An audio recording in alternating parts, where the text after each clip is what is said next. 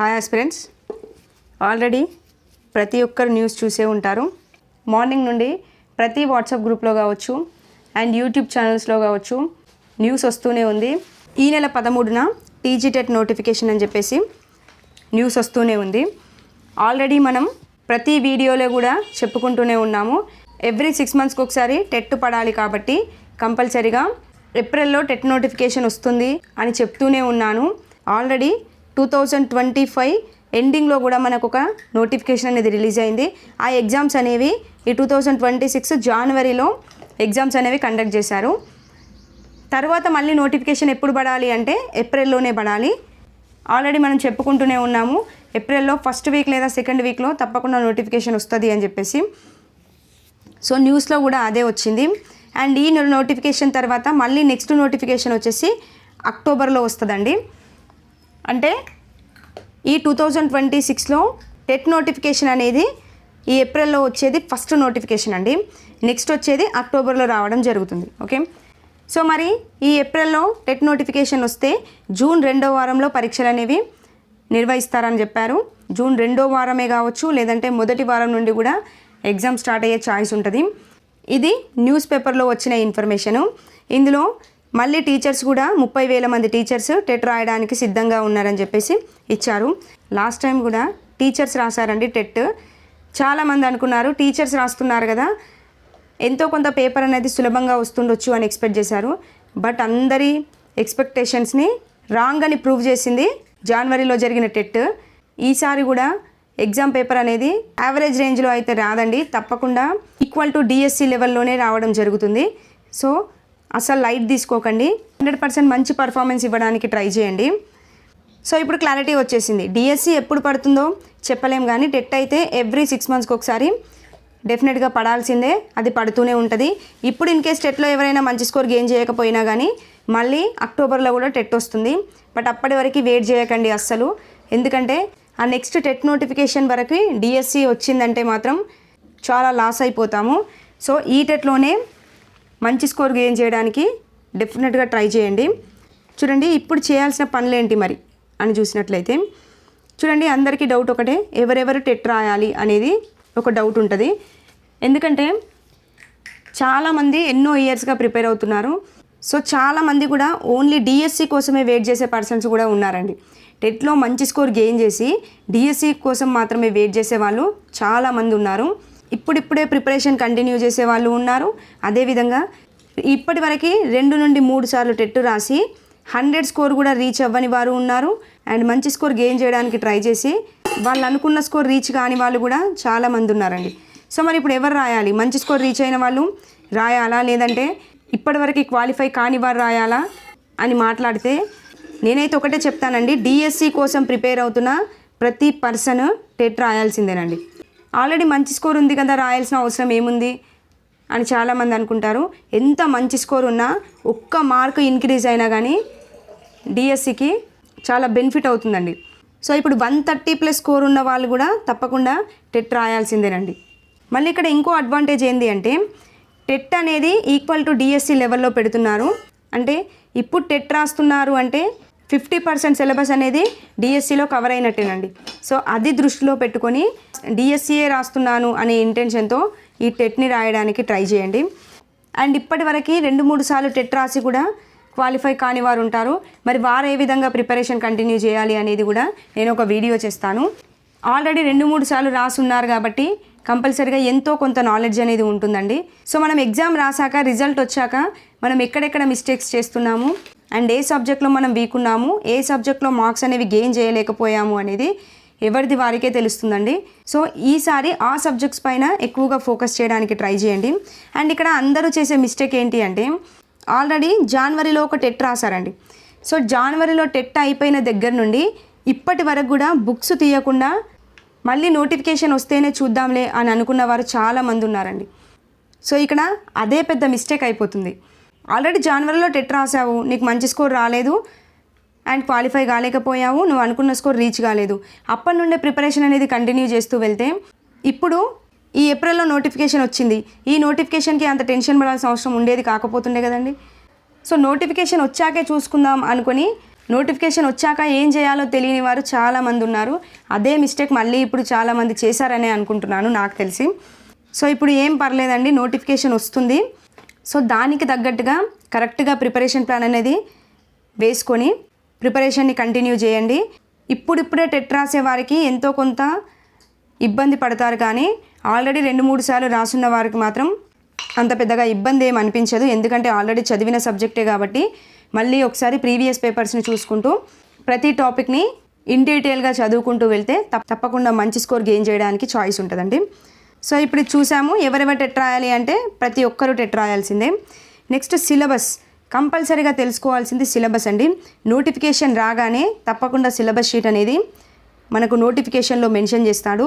So ఆ syllabus ఏంటి అనేది కూడా మన టెలిగ్రామ్ ఛానల్లో నేను తప్పకుండా అప్లోడ్ చేస్తాను. సో ఫస్ట్ సిలబస్ తెలుసుకోండి. సిలబస్ తెలుసుకుంటే అసలు ఏం చదవాలో తెలుస్తుంది, ఏం చదవకూడదో తెలుస్తుందండి.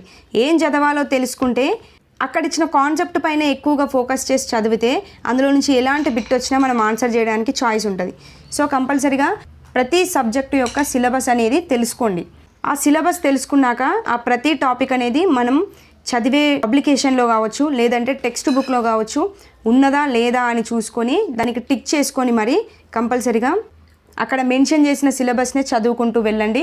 ఆ సిలబస్ నుంచే బిట్ అనేది ఫ్రేమ్ అవుతుంది. సిలబస్ని దాటి ఒక్క బిట్ కూడా ఫ్రేమ్ అవ్వడానికి చాయిస్ ఉండదు. ఓకే, ప్రీవియస్ పేపర్స్ అనాలిసిస్ చేయండి. కంపల్సరీగా మీకే అర్థమవుతుంది సిలబస్ దాటారా లేదంటే సిలబస్ నుంచే బిట్ అనేది ఫ్రేమ్ అయిందా అనేది. ఓకే, నెక్స్ట్ మరి నీ ప్రిపరేషన్ ఎక్కడి వరకు వచ్చింది అనేది మీకే తెలిసి ఉంటుంది. అది సిలబస్ చూడగానే మీకే ఒక క్లారిటీ వస్తుంది. నేను ఆ సిలబస్లో ఉన్న టాపిక్స్ ఎంతవరకు చదివాను, ఇంకా ఎంతవరకు చదవాల్సి ఉంది అనేది మీకు ఒక క్లారిటీ వస్తుంది. అండ్ ఇదివరకే టెట్ రాసిన వారికి మాత్రం కంపల్సరీగా 80% సిలబస్ అనేది కవర్ అయిపోయే ఉంటుందండి. ఎందుకంటే సిలబస్లో ఇప్పుడు కూడా ఏం చేంజెస్ ఉండవు. సో అదే సిలబస్ ఉంటుంది కాబట్టి కొంచెం ఎక్కువగా ఫోకస్ చేస్తూ సిలబస్ని క్లారిటీగా చదువుకొని ఆ టాపిక్స్ని కంప్లీట్ చేయడానికి ట్రై చేయండి. తప్పకుండా మంచి స్కోర్ గెయిన్ చేస్తారు. సో చూసుకోండి మీ ప్రిపరేషన్లో ఎక్కడెక్కడ మిస్టేక్స్ అవుతున్నాయి, అండ్ ఇంగ్లీష్లో వీక్ ఉన్నారా, మ్యాథ్స్లో వీక్ ఉన్నారా, లేదంటే సైన్స్ ఆర్ సోషల్లో వీక్ ఉన్నారా అనేది మీకే ఒక క్లారిటీ వస్తుంది. దాన్ని బట్టి ఏ సబ్జెక్ట్లో వీక్ ఉన్నారో ఆ సబ్జెక్ట్ పైన ఎక్కువ ఫోకస్ చేయడానికి ట్రై చేయండి. Okay, and next time table అండి. తప్పకుండా సిలబస్ తెలుసుకున్న తర్వాత ఒక ప్రీ ప్లానెడ్గా ఒక ప్లాన్ వేసుకోండి. ఆ ప్లాన్ ప్రకారమే అన్ని సబ్జెక్ట్స్ కవర్ అయ్యేటట్టుగా చదువుకుంటూ వెళ్ళండి. ఓకే, కొందరు ఎలా ఉంటారంటే ఒకటే సబ్జెక్ట్ తీసుకుంటారండి. ఇప్పుడు ఎగ్జాంపుల్గా తెలుగు తీసుకుంటే ఆ తెలుగు సబ్జెక్ట్నే ఒక 1 వీక్ టైం పెట్టుకుంటారు. ఆ 1 వీక్లో కంప్లీట్ చేయాలి అని చెప్పేసి ఆ 1 వీక్ ఆ తెలుగునే చదువుకుంటూ వెళ్తారు. తర్వాత సెకండ్ వీక్ ఏం చేస్తారు అంటే ఇంగ్లీష్ ఒకటి పెట్టుకుంటే ఇంగ్లీష్నే చదువుకుంటూ వెళ్తారు. ఇలా సెకండ్ సబ్జెక్ట్గా ఇంగ్లీష్ పెట్టుకున్నప్పుడు మనం ఫస్ట్ వీక్లో చదివింది అసలు టచ్ చేయడానికి చాయిసే ఉండదండి. సో ఇలా పెట్టుకుంటే వేస్ట్ ఆఫ్ టైమే తప్ప అసలు మీరు చదివిన దానికి కూడా యూజ్ అనేది ఉండదు. సో ఇలా మాత్రం టైం టేబుల్ వేసుకోకండి. ఒక డేలో కంపల్సరిగా ప్రతి ఒక్కరికి 5 to 6 అవర్స్ అయితే తప్పకుండా దొరుకుతుంది. సో ఆ 5 to 6 అవర్స్లో మీరు ఒక 3 సబ్జెక్ట్స్ అనేవి కంప్లీట్ చేసేటట్టుగా చూసుకోండి. ఓకే, ఒక 2 అవర్స్ అన్నా లేదంటే టైం ఎక్కువగా దొరికితే ఒక 2.5 అవర్స్ అయినా ఒక సబ్జెక్ట్కి పెట్టుకొని ఈజీగా ఒక డేలో 3 సబ్జెక్ట్స్ అనేవి కంప్లీట్ అయ్యేటట్టుగా చూసుకోండి. మళ్ళీ నెక్స్ట్ డే వేరే సబ్జెక్ట్స్ వస్తాయి, మళ్ళీ ఆ నెక్స్ట్ డే మనం చదివిన సబ్జెక్ట్సే రిపీట్ అవుతుంటాయి. సో అలా రిపీట్ అయినప్పుడు ఈరోజు చదివిన టాపిక్ని చదివాకే మళ్ళీ కొత్త టాపిక్ని స్టార్ట్ చేయండి. అప్పుడు ఏ సబ్జెక్ట్ కూడా మిస్ అవ్వదు. అండ్ మనం వేసుకున్న టైం టేబుల్కి అండ్ మన ప్రిపరేషన్కి ఎంతో కొంత న్యాయం చేసినట్టుగా మనకి ఒక కాన్ఫిడెన్స్ వస్తుంది. ఓకే, అండ్ ఏ విధంగా టెట్ ప్రిపరేషన్ కంటిన్యూ చేయాలి అనేది కూడా నేను ప్రీవియస్లో ఒక వీడియో చేశాను. ఆ వీడియో లింక్ కూడా తప్పకుండా డిస్క్రిప్షన్లో మెన్షన్ చేస్తాను. ఎవరికైనా ఇంట్రెస్ట్ ఉంటే ఒకసారి ఆ వీడియోని కూడా చూడండి. ఎలా స్టెప్స్ తీసుకోవాలి అని అందులో కూడా క్లారిటీగా ఎక్స్ప్లెనేషన్ ఇచ్చాను. నెక్స్ట్ లాస్ట్లో చేయాల్సింది ప్రీవియస్ పేపర్స్ అనాలిసిస్ అండి. ప్రీవియస్ పేపర్స్ అనాలిసిస్ చేయకుండా మీరు ఏ ఎగ్జామ్కి వెళ్ళినా కానీ సక్సెస్ కాలేరండి. సో ఇక్కడ మీరు సిలబస్ తెలుసుకున్నారు అండ్ మీ ప్రిపరేషన్ అనేది కంటిన్యూ చేస్తూనే ఉన్నారు అండ్ ప్రాక్టీస్ బిట్స్ కూడా చేస్తూనే ఉన్నా కానీ మీరు ప్రీవియస్ పేపర్స్ అనాలిసిస్ చేయకపోతే మంచి స్కోర్ అనేది ఎప్పటికీ రీచ్ కాలేరండి. ఎందుకంటే ప్రీవియస్ పేపర్స్ అనాలిసిస్ చేస్తేనే అక్కడ బిట్ అనేది ఏ విధంగా ఫ్రేమ్ అవుతుంది అండ్ అక్కడ ఉన్న కాన్సెప్ట్ నుంచి మనం ఇంకా ఏ విధంగా చదవడానికి చాయిస్ ఉంటుంది అండ్ ఏ విధంగా ఆ కాన్సెప్ట్ నుంచి బిట్ ఫ్రేమ్ అవుతుంది అనేది క్లియర్ కట్గా ఒక క్లారిటీ అనేది మనకు వస్తుంది. కాబట్టి ఆల్రెడీ టెట్ రాసిన వారైతే ఫస్ట్ ప్రీవియస్ పేపర్స్ అనాలిసిస్ చేశాకే ఒక సబ్జెక్ట్ని స్టార్ట్ చేయండి. ఇప్పుడు మీరు తెలుగు చదువుతున్నారు అంటే కంపల్సరీగా తెలుగుకు సంబంధించిన ప్రీవియస్ పేపర్స్ అన్నీ తీసుకొని ఒకసారి వాటి అన్నింటినీ చదువుకుంటూ వెళ్ళండి. వెళ్ళాక ఆల్రెడీ మీరు చదివిన సబ్జెక్టే కాబట్టి ఆ సబ్జెక్ట్ని చదువుతుంటుంటే ప్రీవియస్ పేపర్స్ చదివారు కదండి ఇందాక, ఆ టాపిక్ ఆ బిట్ అనేది అక్కడ టచ్ అయినప్పుడు మీకే ఒక క్లారిటీ వస్తుంది. అరే ఇది నేను చదివాను ఇక్కడ టచ్ అయింది అంటే బిట్ ఈ విధంగా కూడా ఫ్రేమ్ అవుతుంది అనే క్లారిటీ మీకు వస్తుంది. అలా క్లారిటీ మీకు ఎప్పుడైతే వస్తుందో అప్పుడే మీకే అర్థమవుతుందండి మీరు చదివేది రైట్ ట్రాక్లో వెళ్తుందా లేదంటే రాంగ్ ట్రాక్లో వెళ్తుందా అనేది మీకే ఒక క్లారిటీ వస్తుంది. ఓకే, ఒకసారి ఇది ఫాలో అవ్వండి. ఫస్ట్ ప్రీవియస్ పేపర్స్ చూడండి, చూసాకే సబ్జెక్ట్ తీసి చదవండి. అక్కడ బిట్టు టచ్ అయినప్పుడు మీకు ఒక కాన్ఫిడెన్స్ లెవెల్ అనేది మీకే కనిపిస్తుంది. అప్పుడు తప్పకుండా నేను చెప్పిన మాటలు అనేవి గుర్తొస్తాయండి. ఓకే, ఇదండి ఆల్రెడీ మన ఛానల్లో టెట్కి సంబంధించి డిఎస్సికి సంబంధించి నేను క్లాసెస్ అనేవి స్టార్ట్ చేశాను. ఆల్రెడీ టెట్కి సంబంధించి ప్రీవియస్ టెట్లో 8th క్లాస్ వరకు కూడా నేను తెలుగు అనేది కంప్లీట్ చేసి పెట్టాను. చాలామంది టెట్ అయిపోయాక రిజల్ట్ వచ్చాక మంచి స్కోర్ గెయిన్ చేశామని చెప్పారు. సో మళ్ళీ అవే వీడియోస్ కూడా ఉన్నాయి, కావాలంటే యూస్ చేసుకోండి. చూడండి ఇక్కడ ఇదే మన ఛానల్ హంట్ ఫర్ డిఎస్సి అని ఉంటుంది. 6th క్లాస్ సోషల్ కూడా స్టార్ట్ చేశాను అండ్ తెలుగు మెథడాలజీ కూడా ప్రతి టాపిక్ని ఇన్ డీటెయిల్గా ఎక్స్ప్లెనేషన్ ఇచ్చుకుంటూ వెళ్ళాము. మ్యాక్సిమం తెలుగు మెథడాలజీ కూడా కంప్లీట్ చేస్తాను.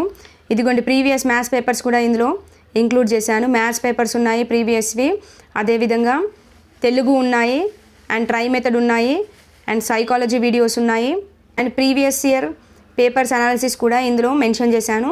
సో తప్పకుండా వీడియోస్ అనేవి యూస్ చేసుకోండి. ఎంతో కొంత మీ ప్రిపరేషన్లో అయితే మన వీడియోస్ అనేవి 100% యూజ్ అవుతాయండి. సో తప్పకుండా యూజ్ చేసుకోండి. ఇంకా మీకు టెట్కి సంబంధించి ఎలాంటి డౌట్ ఉన్నా కంపల్సరీగా వీడియో కింద కామెంట్ సెక్షన్లో పిన్ చేయండి. అండ్ నెక్స్ట్ వీడియోలో మళ్ళీ కలుద్దామండి. థ్యాంక్ యూ అండి. Thank you for watching.